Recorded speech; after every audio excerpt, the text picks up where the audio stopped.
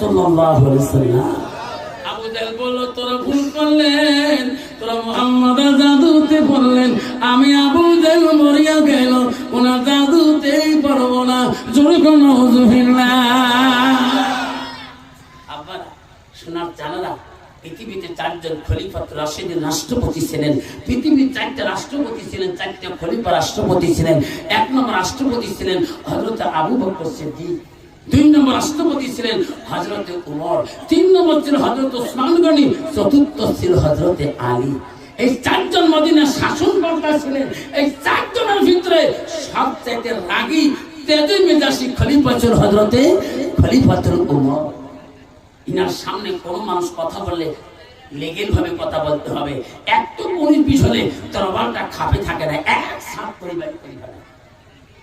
উনি যে রাস্তায় কি চলে গেছে তফসির আছে, যে রাস্তা দিয়ে হযরত উমর চলে গেছে 40 দিন পর্যন্ত রাস্তায় শয়তান উঠতে সাহস পায়নি।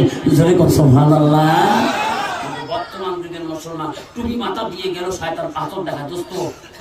দোস্ত এক কাপ চা খেয়ে যা, ঠিক না বিঠি?